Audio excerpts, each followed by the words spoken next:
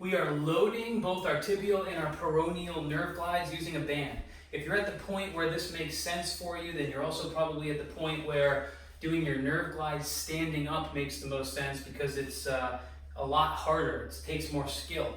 However, just realize the band setups that I show in this video can also be used in a seated position if that's where you are with this.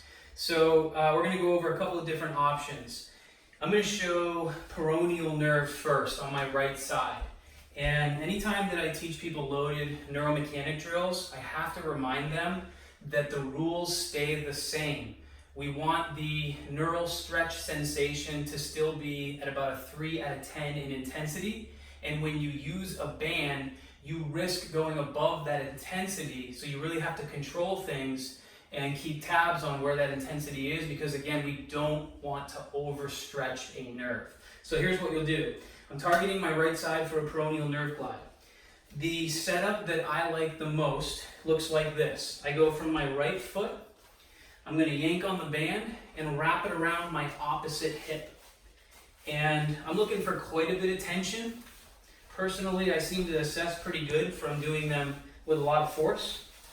And so now what I can do is lock in my band around my waist and I can go into my position for peroneal nerve. So I've got toe flexion, plantar flexion, inversion, and then remember, lock the knee, internally rotate at the hip, and then I also need some flexion of the hip, and from here I can slump into it.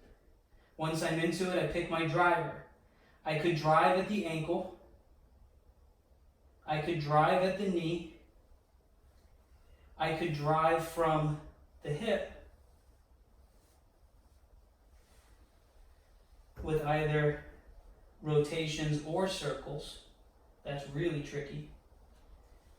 Or I could drive from the spinal cord, meaning I use a combination of flexions and rotations.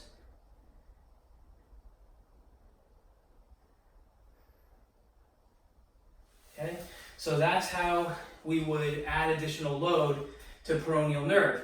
And if I was doing that for tibial nerve, it would look the same as far as the band setup goes, except now for tibial nerve,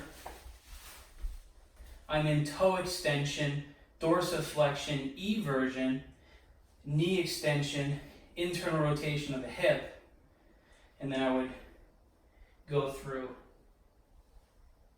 any of those possible drivers. That's my favorite band setup, and I like to go pretty heavy with those. Couple other options. You do want to test and see which one you're responding best to. I could take the band and run it up the outside of the leg, wrap it around the opposite hip. This would provide me a load that's just a little bit different.